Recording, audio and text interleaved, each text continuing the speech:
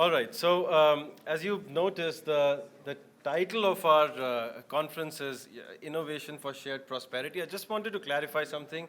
The subtitle is not GRIP. We got some questions on that. The idea was to say that we need a better grip on balanced policy making, and we wanted to highlight IP when we were talking about policy making. We'll do a better job next time. All right, so this session is about policy making in general. What are the developments that have taken place on the front of IP, predominantly in India, but also what can we learn from some of these developments around the world? And why is it important? Because we want to understand IP in the context of shared prosperity, which means in the context of tech innovation, economic growth, consumer welfare, and firms and industries moving up the value chain. I have 5 fantastic speakers. Unfortunately, Dr. Kirti Gupta couldn't make it, but she'll be joining us either tonight or tomorrow. I'll quickly introduce the panelists, and then we'll get started. I request the panelists to follow this sequence, if it's all right. Professor Jay Kasan from University of Illinois, and then Dr. Subhashish Gangopadhyay, founder and research director of India Development Foundation. They'll be talking about IP activity, patenting activity in China. What's the reality behind it? What can we learn in India from what the Chinese are doing? There's some phenomenal growth of patents that we are seeing in China. We saw the WIPO's Global Innovation Index being released, I think, last month, and we saw China breaking into world's top 20 most innovative economies.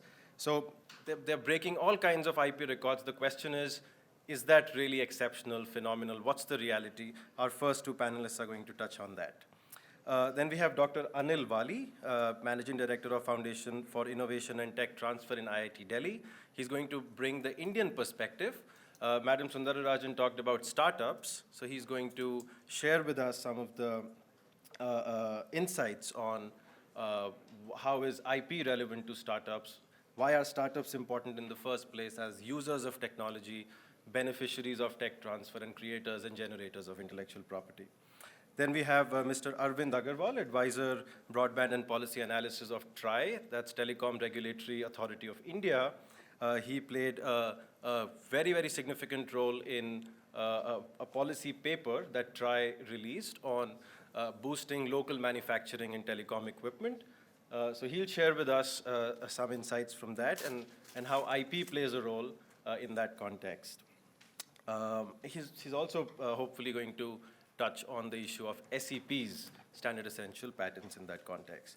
And then finally, we have Professor Takigawa from Kansai University in Japan, who's going to share with us, he's going to update us on how Japan and JPO, the Japanese Patent Office, is trying to deal with some of these conflicts that we are seeing surrounding SEPs, and how Japan is dealing with what is being called as the 4th Industrial Revolution. All right, Jay, you want to start? We have some slides from Jay, which I'll just pull up. Here we go. Thank you. So just one comment, if you don't mind. I request the panelists to say their opening remarks for about 5-6 minutes. And then so that we have about 10 to 15 minutes for discussion towards the end. Thank you.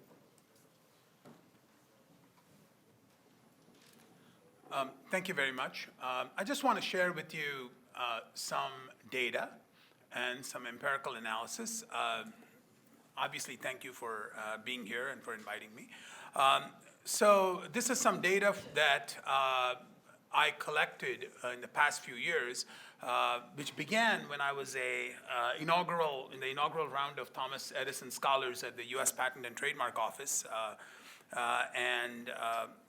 So I want to share some data with you, and I probably won't have time to share all the data, so I request you to go to a full paper that I have online on SSRN, which is where, by the way, you can get all legal papers of all scholars in business and law and social science in the US. SSRN, Social Science Research Network, all open, all free, ssrn.com. So, I would urge you to look at that. What we've done here is we've examined patenting in the US from BRICS countries as an indication of their commitment to trying to get good IP assets, just exactly what Secretary Sundarajan was just mentioned, that you have a lot of technical people, you have a lot of R&D, but are you translating that into good IP assets that actually can then be traded, licensed, monetized, financing based on it, all that sort of thing. So we just focused on US patenting as an example. I'll skip stuff about methodologies and so on. I want to show you a couple of key slides. I do a lot of empirical work. This is what I do for a living. So, and so what we did was we looked at 10-year patenting trends from BRICS countries, and we compared it to not necessarily the same 10 years. We compared it to different 10 years amongst the BRICS countries and compared it to different 10 years from South Korea, Japan, and so on. So we're actually looking at different windows because we want to look at them starting at the same stage. Okay, am I making sense? We looked at allowance rates, we looked at different technologies. The key area I want to point out is computers and communications, and you'll see why. And we've got semiconductors, biotechnology, so on and so forth. So here is, for example, just the raw numbers, looking at patenting from BRICS countries, number of applications in the US, and the red line is that of China. So China was very much along with other BRICS countries until about 2005, and then it appears to have rapidly increased from 2005. There appears to be a strong commitment to try to get more IP assets from China relative to other BRICS countries, okay? Now this is raw numbers, just raw number of applications, okay? If you look at the rate of growth, it's actually even more surprising. At the bottom is basically the other BRICS right here. Now the rate of growth of Japan and South Korea is very small because they're starting at a very high number to begin with. Okay, you understand? This is percentage change in growth. But you see that, you see this big hockey stick effect from China. Now what is even more interesting now, and this is really one of the key slides. What is more interesting here is you look at the growth rate across different decades. So for India, I've compared 1998 to 2008. Why did I pick 1998 for India, 1997 for China, 1986 for South Korea? Because it turns out that in those years, every one of these countries was filing roughly about 130 applications. So as you can see that in the next slide, that they were all filing roughly around 130, 150 applications. Notice, however, that the growth rate of China is very similar to South Korea. It's very similar. The Indian growth is significant too, but it's very linear. And so you really see this explosive exponential growth. So what it looks like is that China is very much following the South Korea model of how to go about aggressively acquiring IP assets. And you really see this very, very clearly. I want to keep going, and I also want to show you things like how the allowance rates from all other countries, like Japan, South Korea, other developed countries, China is starting to approach, having done this for a few years. Initially, they were like other BRICS countries, but now the allowance rates are starting to approach that of Japan and South Korea. Interestingly, India appears to have been very cautious. The allowance rates from India were very high initially. This is the green line. In other words, meaning that they have very high quality applications, but there's few of them. And so the allowance rates were very high. So it's very unusual, whereas in China, the allowance rates were lower. But now it looks like people are converging. And in more recent times, you're seeing allowance rates that are very similar. I want to keep going a little bit more, and I want to show you that there seems to be some very specific interests in focusing on getting good assets in computers and communications. And you really see that in the example of China. So it's not surprising that the dividends are really paying off. So for example, I don't know if you guys keep up with, who's acquiring, good SEPs. But in 5G, for example, 10% of all the SEPs are actually owned by Huawei. So all this aggressive getting good assets is really paying off for them.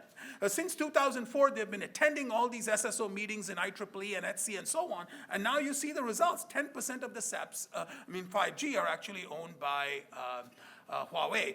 But you can see that there is a lot of concentration in computers and communication. I really don't have a lot of time to go through every one of them, but I do want to tell you that we've computed, Herfindahl indexes, which basically deal with concentrations of different, how to study concentrations, typically used in mergers and acquisitions, but the same figure can be used here. But it really shows that computers and communication, there appears to be a real focus. The other thing that seems to be very interesting is, and I want to use this Chinese example, is to focus on specific areas. So the Chinese have done a very good area of different parts of the country. 85% of all their assets are from 3 regions. From 3 regions, there is a real focus. Infrastructure works. Everything works in those regions. It works very well. There's no question of the power going out and water going out, whatever else. This is not there. The stuff, everything works. And that then allows you to sort of develop good R&D and have this sort of regional focus. So it's irrelevant that there's parts of China without power. Who cares? In these regions, it works, right? And so I want to sort of point that geographic mix as well. And I'll stop right here. I think I gone about 1.5 minutes over, sorry. You're But 6.5. okay. Thank you, Jay. Thanks.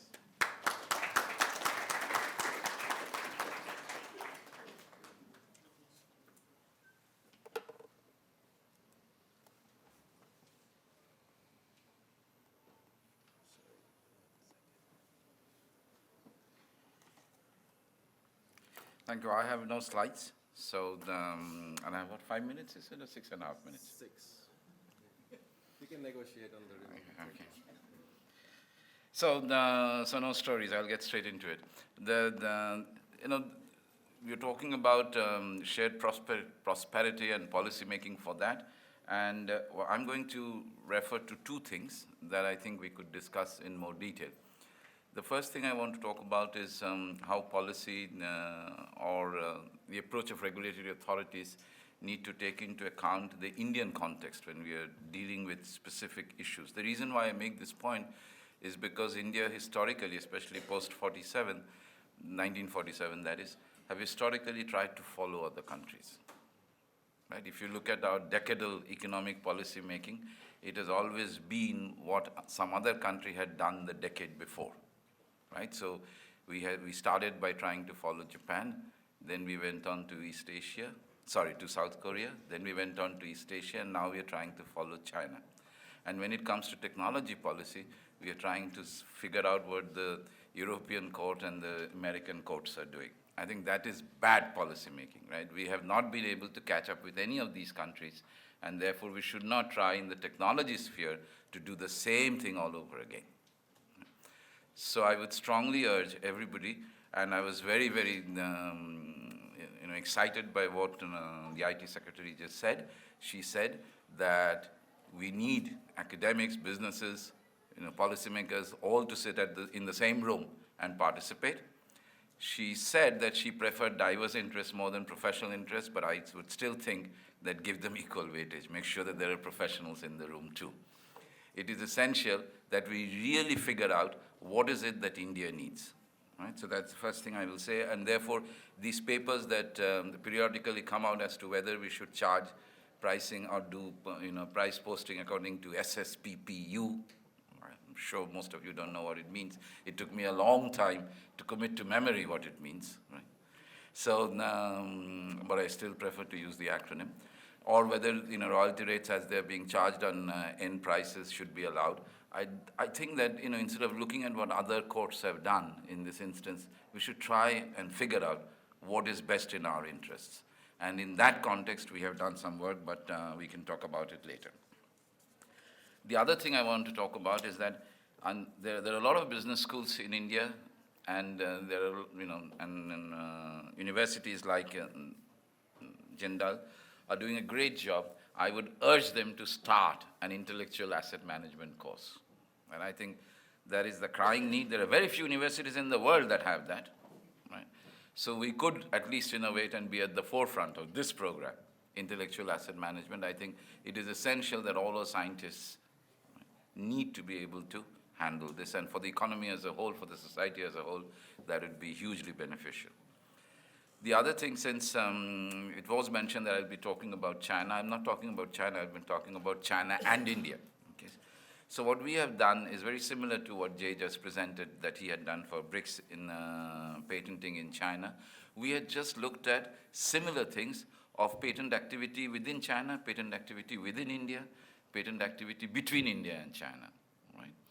And some of the things we have, of course, China's patent activity, as Jay also mentioned, is orders of magnitude different in terms of the intensity and the volume of what they do. But still, we looked at, so setting that aside, if we normalize according to the number of patents, then the question that we wanted to ask is there any strategizing possible in a country's patenting program? There are two ways that it can, there are various players that are involved in this, of course. The first problem is that we have all signed on to an international treaty, and therefore, in principle, there should be some uniformity in the way we deal with patents. That's step one.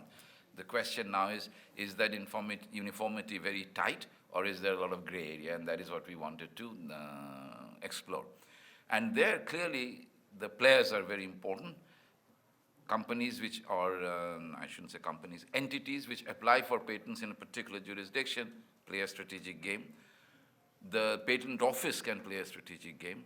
And clearly the ecosystem or the policy which supports innovation activity, as again Jay was referring to, also has an impact on the exact outcome that we see in patenting activity. So that is what we are trying to figure out, whether China strategizes better than India, or India just has no strategy whatsoever, right? So that's the question that we are trying to answer. Now, in that, very quickly, I'll give you some of the results that we got, and we can discuss that later. As I said, volume-wise, China is way ahead of India, right? No issues on that. Orders of magnitude difference. Second, we looked at all the WIPO and classified technologies, so there are 35, I think, of them. So we looked at all of them. And what we found is that the time taken for a patent to be applied to China and India are very different. So the same patent can apply to various jurisdictions, right? And one of them is China, the other is India. Right? And it comes to China much faster than it comes to India. Not only that, it is just not a matter of waiting, right? It's also the number of countries that you go through before you come to China, as opposed to the number of countries you go through before you come to India, right? There is accepting in one of those 35, right, which is analysis of biological materials, in which India has very little activity. Accepting in that, in every other thing, it comes faster to China, it covers less nodes than coming to China, and we all have theoretical reasons for looking at them, which we can talk about later. And one other last thing that I want to mention is that the other thing we wanted to see for strategizing is, in principle, if everybody was following a uniform law or uniform practice, the only difference would be that of efficiency, right? So some patent offices or some country patent offices may be more efficient than other country patent offices because of the number of people, number of applications, et cetera, et cetera. So proviso that, if we look at what we call the, for want of a better word, I'm just using the technical term here, the hazard rate, but essentially what we are saying is that given that a patent has been applied to, somebody has applied for a patent in time 0, and we are looking time 1, time 2, time 3, has it been granted or not? Okay? And if we assume, given the efficiency level of the institution, that if the patent is good enough or is certified patent, right, then clearly it will be granted, and as the time goes on, the probability of it being granted will increase, right? So conditional that it has not been granted in the last period, the probability that it will be granted this period should be higher than if we looked 3 periods ago, right? Now, in that context, what is interesting, we found, and I'll stop there, is that when it comes to foreign applications into China, this rate actually goes down. Whereas in India, it actually goes up. Right?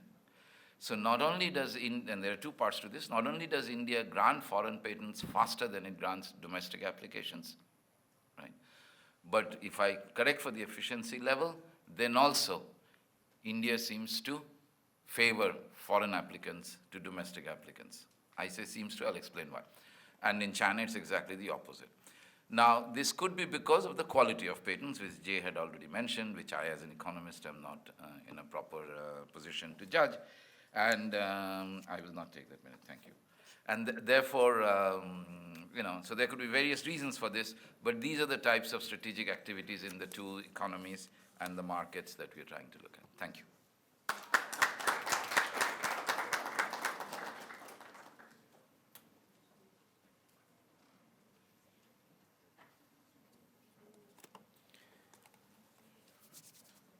Namaskar and good afternoon.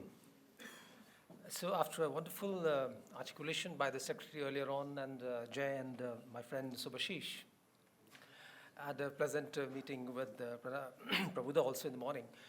I particularly, let me start, well, I'm actually supposed to be speaking about innovation and startups. So before I do that, I also fully agree with what the Secretary said and also Subhashish that there's a need for very robust strategic architecture after the kind of policy making that we have been discussing since morning. But so I'll not get into that terrain and come straight to the brass tacks because I don't wear the academic cloak at the moment. Sorry for using that particular term. Friends, young friends, you all would appreciate that even innovation has a shelf life. Do you agree or not? Agree or not? See, the way companies are growing, particularly the startups, and they rise very fast. And with equal speed, some of them or many of them tend to come down to the ground, which essentially means that there has to be a regular supply of ideas, regular supply of innovations. And if it's not, it becomes extremely difficult for the companies to predict how they are going to fare in the future because disruption is the order of the day. And as they also said, when you have disruptions going on, which is the order of the day, you have to have policy making which takes or factors that in the policy making. Now, when we talk of the supply of innovations or ideas, what best than academia to supply that innovations or ideas, right? Now, when we talk of academia and we talk of knowledge and ideas, we essentially talk of technology transfers or knowledge transfers. And the two major ways it happens is the licensing as also the spin-outs. Now, when we call spin-outs, let's talk about the Indian scene, the Indian landscape. And since I come from the IIT ecosystem, so let me again focus and narrow it down to the IITs because there are huge expectations that are coming up from IITs. And there was a report sometime back by I think the pitch book or whatever, that IITs in the world are fourth largest when it comes to being the most entrepreneurial body in the league of top academic institutions in the country, in the world. Now, when it comes to IITs, IIT Delhi had the largest share of having the maximum number of unicorns. But now, if you look at the nature of these unicorns, I'm afraid they were either service companies, they are service companies or e-commerce companies and not the tech ventures that we dream of, not the Cisco's, HP's, the Googles of the world that we dream of. So how to get there? That is the main challenge. Now, when we link innovation, IP, and startups, please understand startups, with few exceptions though, I can always give you wonderful examples, whether it's Genentech, whether it's Almaty, I can give you great examples of tech startups who have actually thrived on strong intellectual property. But when it comes to our context, typically the startups are facing the heat. So what are the major reasons of worry? One is, of course, the long gestation period of tech startups. It's all across the world and we are no different. Second is, because gestation period is long, it becomes very expensive to nurture tech startups. I'm talking of very fundamental things, but the thing is, it has to be appreciated. And when it comes to IP, and now I'm not talking of the run-of-the-mill examples, the reasons of procurement policies, et cetera, that's there, is of expropriation of intellectual property of a startup by the larger companies. So what are the options left for a startup company?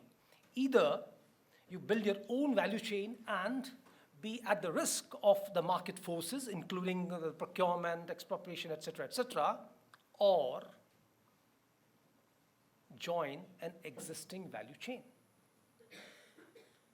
So even in this case of a startup company joining an existing value chain, which could be there by a more experienced or a more mature company, the chances are that your intellectual property gets transferred to a newer company, and that company can then certainly build on that innovation and move on. And at the end of the day, a great idea, a nice idea, which would have ideally been continued as a research spin-off, gets into an existing value chain, and the idea survives in the form of product or service from a larger company. So unless we would want to have a mechanism in the policy which tries to benefit, like in the case of procurement and other economic factors, the startup companies to build their own value chains, like what we had the Ciscos of the world becoming, then I suppose maybe, I don't know, I will not talk about the merits of that kind of policy making, but I suppose for giving a push to the domestic startups, particularly in the tech space, I think that could be a nice idea, even if it's a radical idea. Thank you very much.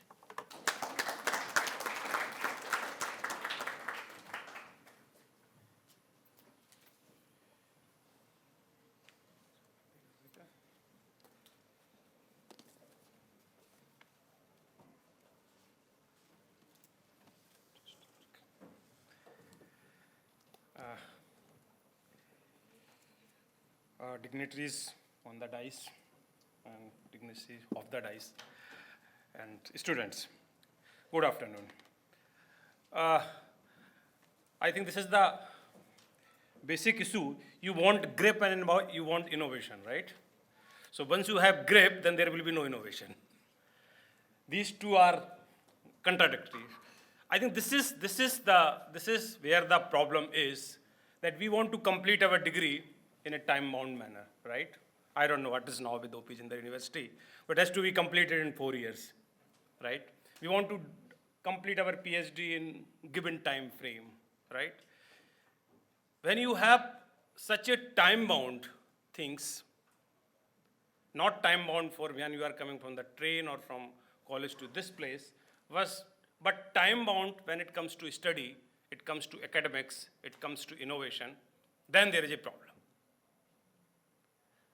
I think we should have a different rules of games when it comes to innovation. It can't be the manner it academic goes. As Madam also told in the beginning, that India is a very emerging economy. We have talented students, we have young students, we have a committed government, we have right policy or legal balance between public perspective or maybe private perspective. But something is missing. I mean, something is missing in between. Maybe simplification of process for IPR, maybe simplification of academic educations. I don't know, something is missing. We try to find this in some number of consultation paper.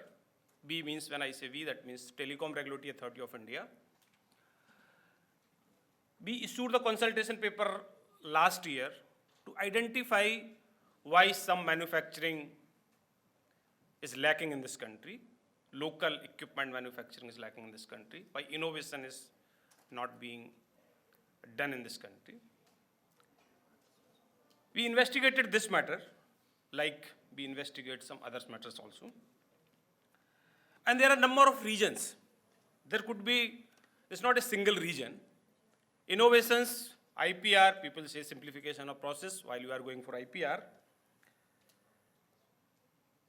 We have our own peculiar problems. Let us say 5G. We talk about the 5G. People are saying great use case could be automated car. may not be useful for this country. We have a lot of drivers. If you see cost benefit analysis for automated car, it may favor, there is no need of automated car, right? Then why we want 5G? But there may be some 5G use cases which is very peculiar to this country. Maybe we need robot surgery. We don't have good doctors at small towns. Therefore, we need specific research which is good for this country. One example could be C-dot. There were exchanges available in this country, Alcatel, a number of companies who are supplying exchanges to this country. But when the C-dot developed an exchange of 256 port, it was very indigenous, very small job, but it was suiting to the Indian ambience, Indian conditions, to dust of this country, to temperature of this country, and it succeeded. We have 36,000 at that time telephone exchanges of C-dot in this country. So research is specific to country, as madam also told in her speech. We are 1.2 billion people, and nobody is going to do research for us. There could be some research, some innovation, which may be suiting to a class of the people of this country. You can adopt it, nothing is wrong with that. There is a time of globalization. But once there could be some peculiar requirement of this country which has to be researched in this country. Somebody told that yesterday that in India, this gas leakage of air condition is more than any other country. I told, what is the reason for it? We have a lot of sulfur, lot of this pollution in this environment, and nobody is doing research what kind of the metal should be used, what kind of the gas should be used, so that we have less leakage in the air condition of this country. Because we are dependent on the country's research, where there is no pollution, then therefore there is no leakage of the gas. But we can't think over, because we don't have time. When we develop a startup or an entrepreneurship, we want what is the output. We can't see beyond a limit. I think there could be a reason that we need funding from the government. I mean, this is not a big challenge. Government can also do it, but somebody should show some roadmap how to proceed, how to do it. And now this national, we have a draft national digital communication policy, which actually talks a lot about this. I'm just reading from that policy, which says fostering an intellectual rights regime that promotes innovation by implementing key recommendations in the national IPR policy pertaining to digital communication, including a review of legal regime around copyright, patent, and trademarks. This is our 5 years goal. Assisting startup in filing copyright, patent and trademark applications, providing financial incentives for the development of SEPs in the field of digital communication technologies, promoting Indian IPR through international collaborations and active participation in standard development process and IPR related events, and create the creation of globally recognized IPR in India. Similarly, we have also, as a TRAI, we have also given a recommendation to the government on local equipment manufacturing, and we have said that patent licensing dispute resolution, this is one of the issue when it comes to patent. So patenting licensing dispute resolution is quite time consuming and costly process in this country. It discourages entry of SMEs and technology startup in this sector. Alternate dispute resolution for time-bound resolution has to be done. Common portal should be created. We have also said that these universities, to expand that what is IPR, how it has to be generated, that universities should educate the people. And for promoting research, innovation, standardization, we have recommended government to put $150 million immediately for this purpose. So the government, either as Telecom Regulatory Authority of India or Department of Telecommunication, we all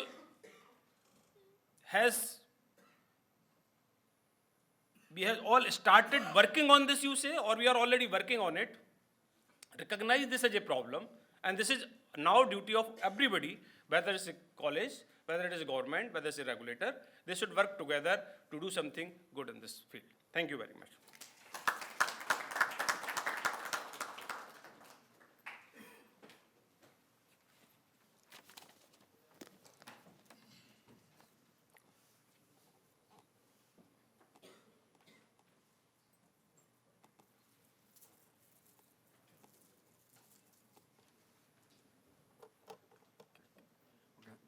Thank you very much inviting me to this very important conference. Today I'm going to talk about the Japanese perspective on technology licensing. Because I guess these days the United States and China has been taking exclusive spotlight. But still I believe Japan is still a very important technology company. I guess generally, Japan is superior to China, even if China is making rapid progress. China's strong point is a consumer-oriented digital area, such as Baidu, Tencent, and Alibaba. But Japan's strong point is Japan has a considerable number of very strong technology companies, such as Sony, Hitachi, Panasonic, etc. And I'd like to point out Japan's strong point, which India can aspire to, is the cluster of middle-class superb companies, which is, those companies are particularly clustered at the Kyoto and Osaka area, where my university is located, such as Kyocera, Murata Electrics, etc. And today I'm going to focus only on the technology licensing, particularly to the standard essential patent problem. Because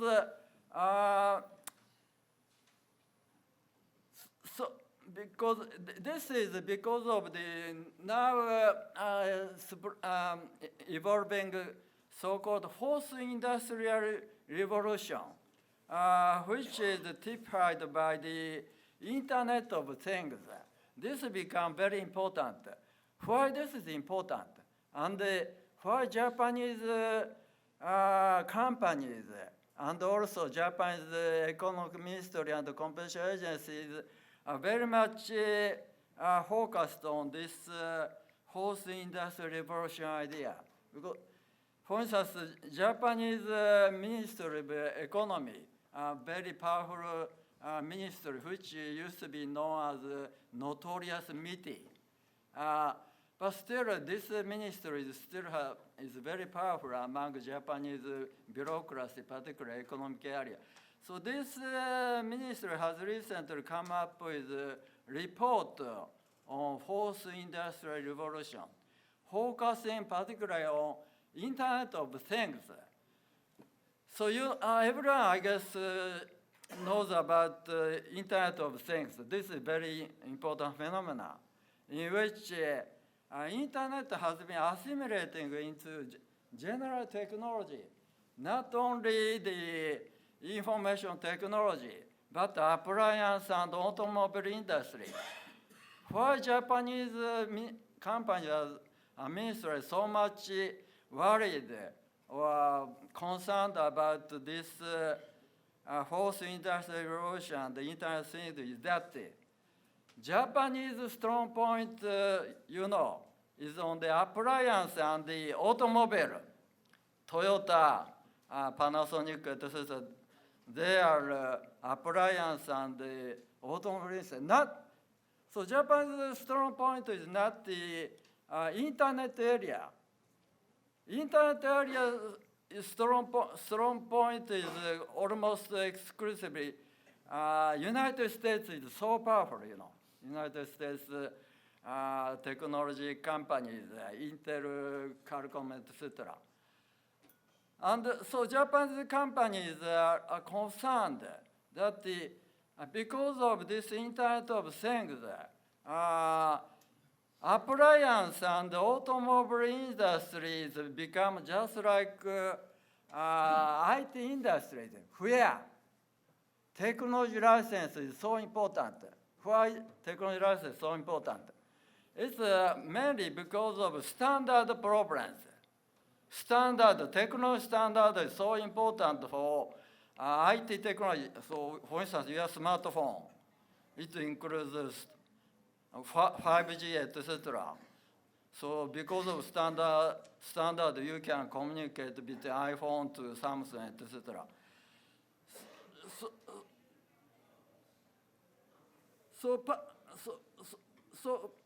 Because of Internet things, patents, standard patents becomes important for appliance automobile industries. Before going to another slide, I don't have much time, so I will become short. On this part, Japan's ministry, economic ministry, has first come up with government mandatory license system. However, this idea has got much opposition, particularly from United States. So Japan's METI has actually given up this idea. So has just ended a very soft approach in which Japanese patent agency only give guidance, very soft guidance, no mandate. So this means in this area, global perspective is so important. It's not so good. You just insist on national perspective. So in this perspective, METI has softened up. I guess it's okay. So I'm just speed up. So in this area, I would also point out that competition agency is much powerful. Although METI is so famous, but the Japan's competition agency, JFTC, has become more and more powerful. Why competition agency is so powerful? Because competition agency is equipped with competition law. India is also is going to have a very strong competition law. Competition law's strong point is it's very specific and have very specific power.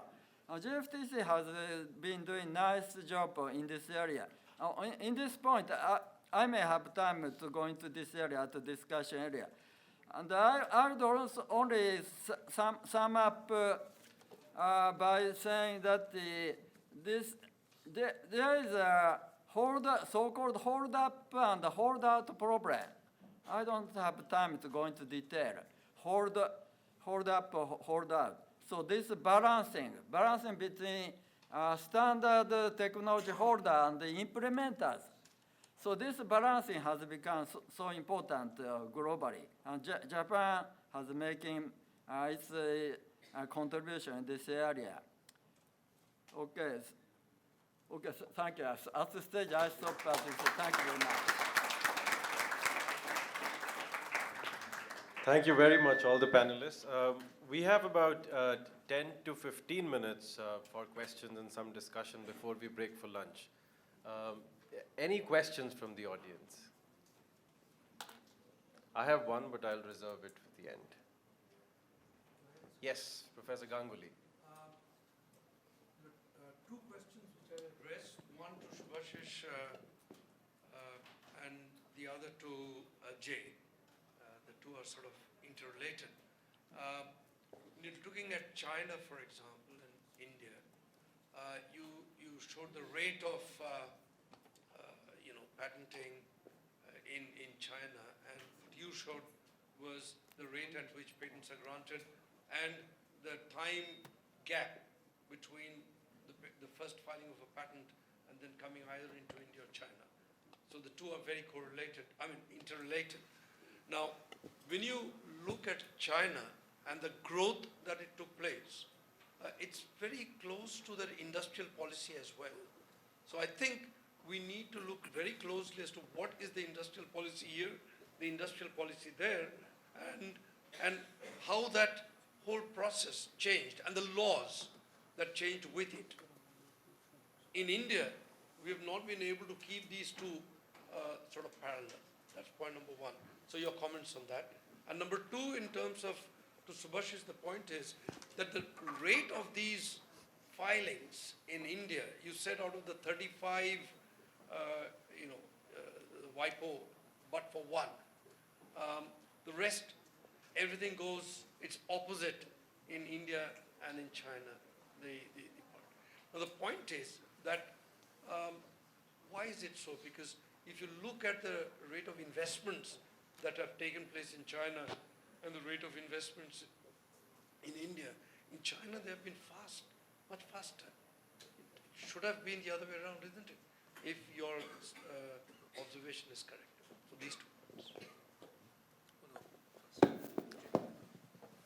You want me to go first? Or do you want Hopefully you'll answer both. So, yeah, you're absolutely right. There is a firm industrial policy in China, and we addressed that in the paper. Just to give you one key point, we noticed that for every $1 million invested in China, and they invest about 300 billion in R&D every year, it seems to generate about 3.5 patents in China. The same number in the US is only 0.9. So there's two ways of looking at this, right? One way of looking at this is that China is 3 times more efficient than the US because it gets 3.5 patents versus 0.9 patents. But another way of looking at it is that they're very aggressive and they don't pay much attention to quality. They just want to get a lot of assets, and then we'll let it sort out in the marketplace, right? The marketplace will decide if this patent is toilet paper or if this patent is really worth something. Because remember, a patent by itself, there's no reward. When you get a patent, it's not like the government gives you a framed, $100 certificate. No, a patent by itself is toilet paper. If somebody wants to use it in their technology, then it becomes valuable. The Chinese approach has been to aggressively get the assets, and I'll worry about everything else later.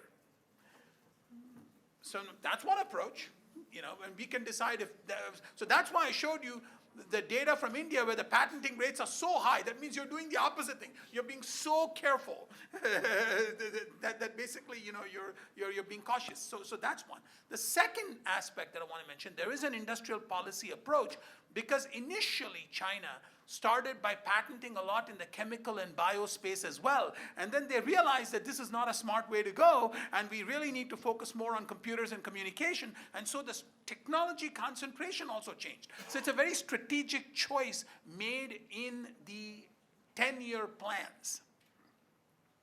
So for example, there's a requirement in the technical fields in China that regardless of which area you're working in, you have to file a patent application if you want a PhD.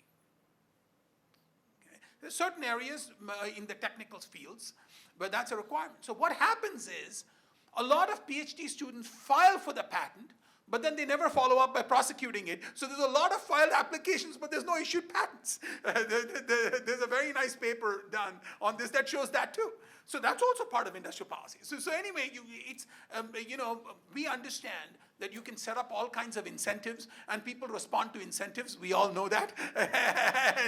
and we can achieve behavior modification. The harder question is what kind of behavior modification you want and what kind of policy you really want. That's a harder question.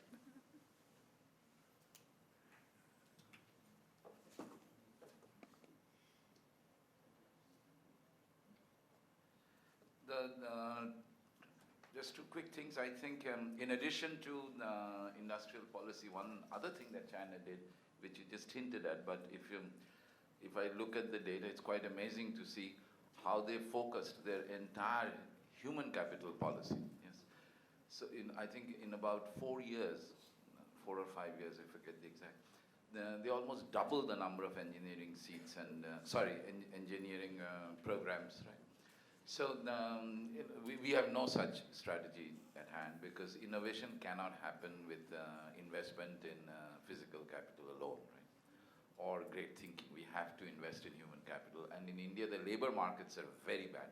And there are a lot of work that we have done at our institution to argue that Indian labor markets are not conducive to the investment in human capital, because investment in human capital has to come from the person concerned, right? Maybe compensated for it, but the actual effort is a private effort, and the labor market does not encourage that. It is a realm of policy, because labor market policies need to be addressed for that. So that is one point I wanted to make. The second point I wanted to make is that as far as the timing is concerned, there are two parts to it. I'm sorry for shortage of time, I rushed through. So one was the time, so if I'm somebody in Denmark or Sweden or Japan, right, who's come up with a patent, and I know that it can have value in various markets, right, then which is the market I'll go first, which is the market I'll go second, right? So that depends on the nature, the level, as well as the type of growth and market setup in different countries, different jurisdictions. So in that, India is always behind China. So people want to go to China first. There is an attraction of the market there. So that was one sort of time element that I mentioned. The second one that I mentioned is a little bit more nuanced, and that is where the strategizing or the outcome of various forces, which we as economists should look at, right? That is, so we are trying to formulate the problem precisely there.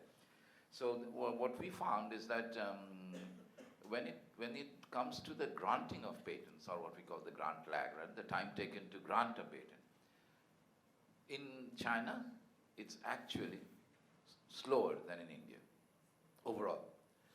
But now, if I look into foreign applications versus domestic applications in China, and foreign applications versus domestic applications in India, then foreign applications significantly faster are granted in India, and foreign applications are significantly granted later than domestic applications in China.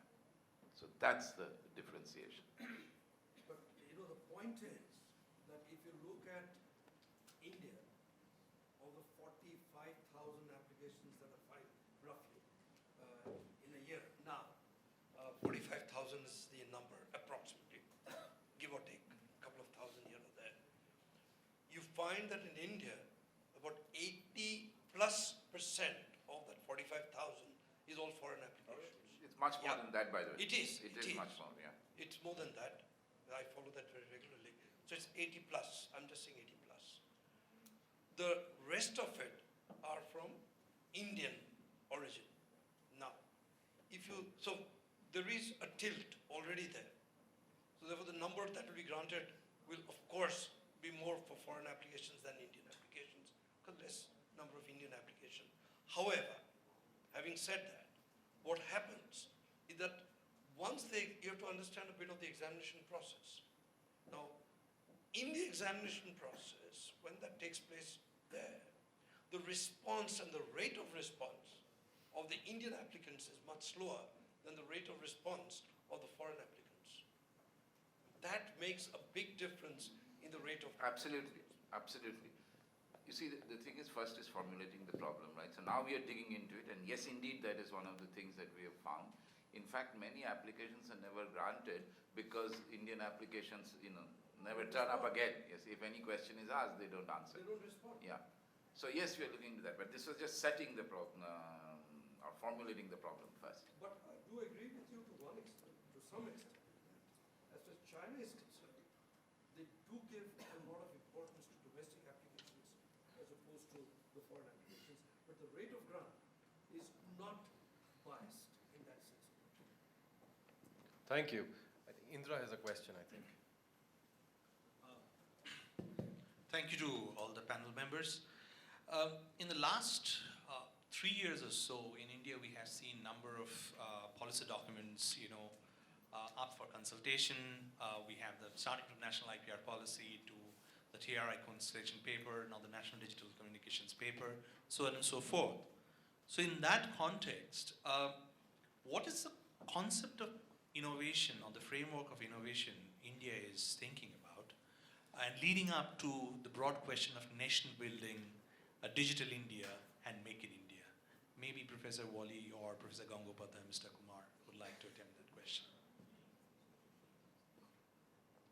Well, I had made a note, but because of time, I didn't mention it. But I did write down "Make in India." So it's good that you asked that question.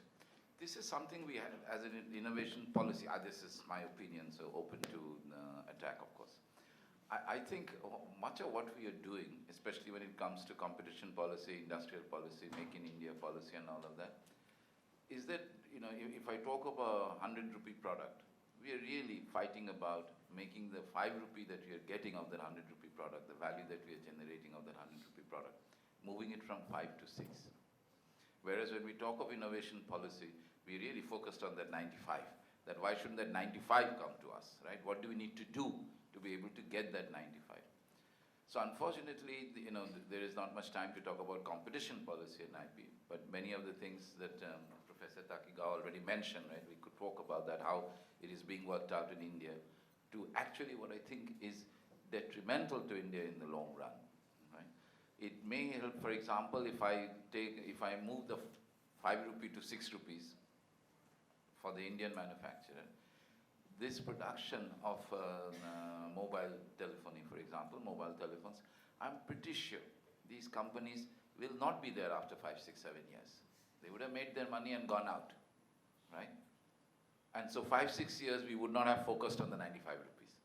So we have to think a little bit in terms of the long term. So in that sense, the Make in India is a great policy, but we don't have to make in India today. Our target should be Make in India these things by such and such year. You know, then I think we'll have a better policy formula, better ecosystem for innovation. Thank you. Any other question? Okay. All right. We have one question there. Janvi.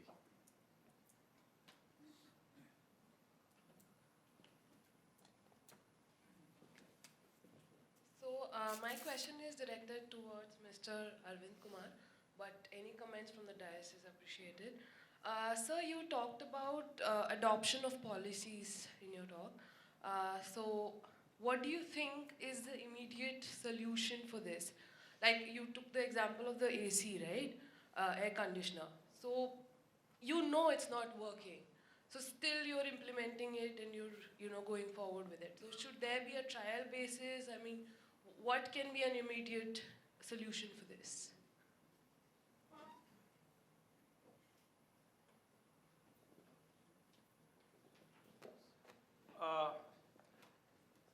It could be collaboration among the institutions who are working on this, maybe research and development, and maybe some industries who is working on this subjects. Immediate solution could be we have an active collaboration, and if required, the product could be like that where investment may be needed bigger than what private companies can afford to. Then government can also intervene, and they can give some they can put some investment so that the research on the subject can take place like many other countries. Thank you.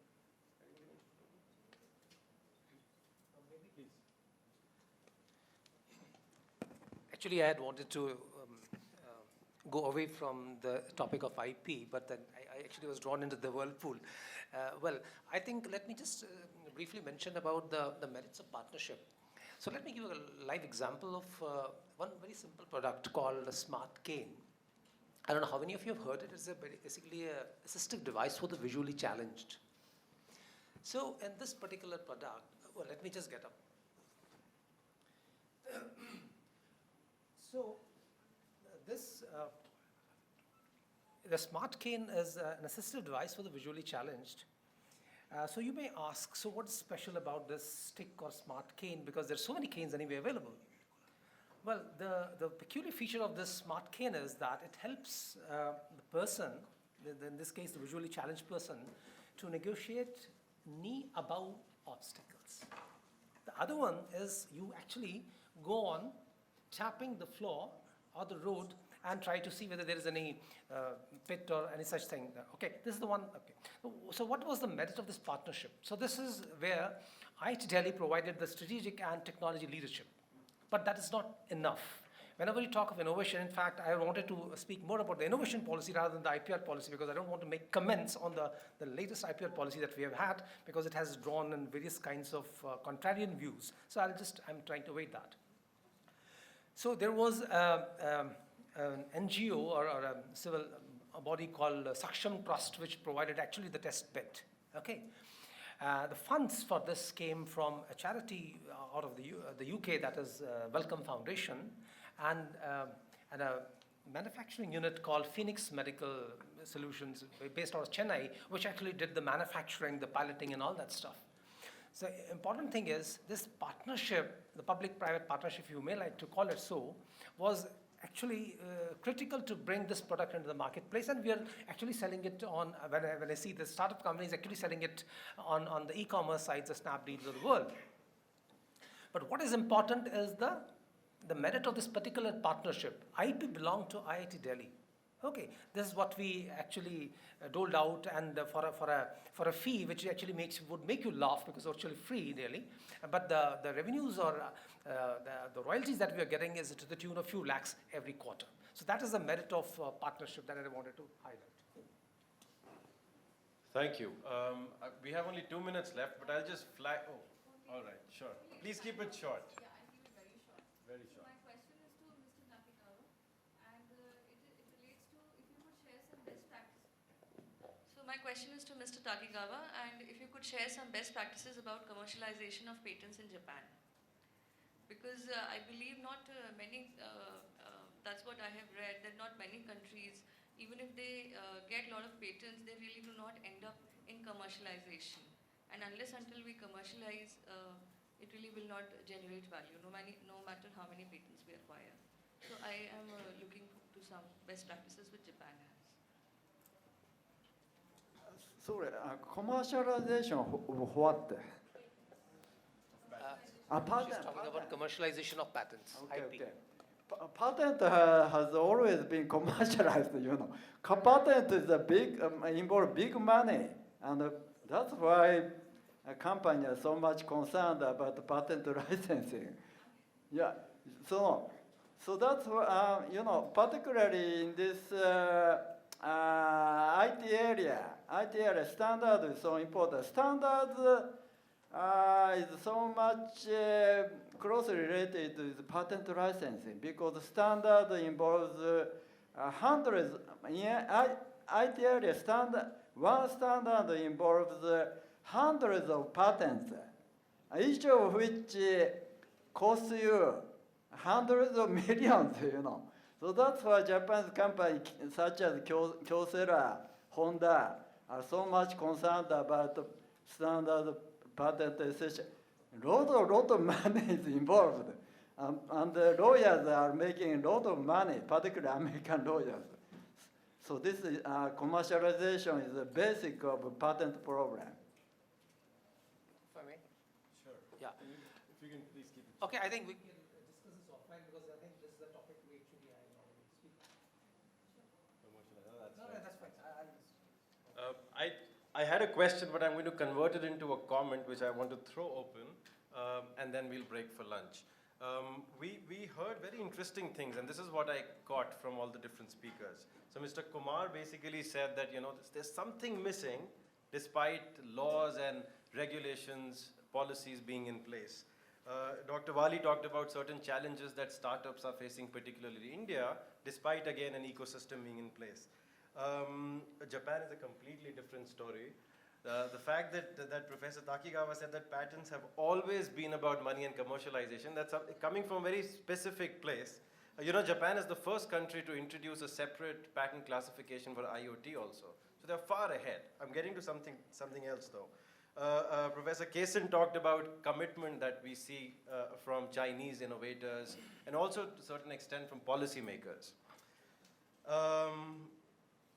There's a very interesting work which came out earlier this year, which talks about polarization on polarization on policy making is quite common, right? Different opinions, different views. despite the explosion in the quality and quantity of research coming out that's focused on IP, we saw some fantastic empirical work which Jay presented, which Professor Gangopadhyay presented. There is still a stark divide. And this paper, which Lisa Ouellette and some of her co-authors from Stanford and Nebraska and Lincoln have presented, they feel that some of this polarization on IP, which is what we see in India also, and most of it is overshadowed by a lot of discussion around public health and pharma patents, is stemming from cultural cognition. There is something that we have in mind, there is some kind of view or theory that we espouse to, which kind of changes our interpretation of a certain empirical result or a certain finding of a research work.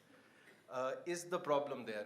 Is there some kind of motivated reasoning? Is there some kind of belief that we have that conforms to certain kind of predisposition about what IP is, what IP does, and how we should look at a policy around intellectual property? I guess we're going to get some very interesting answers in India. Jay, last thoughts. Just a real quick response to the commercialization question, and this is really important to keep in mind. And that is that the IP assets are acquired very early in time. Commercialization comes much farther down the road. So think about it this way. When the patents are being applied, then you just have no idea. Every inventor is trying to anticipate the future. And we all know we can anticipate everything except the future. So there's a problem there. Now, when the SSOs, IEEE, ETSI, they're also working at the same time. A lot of people don't realize all this 4G, 5G stuff, they were actually competing standards. There were competing efforts to develop standards.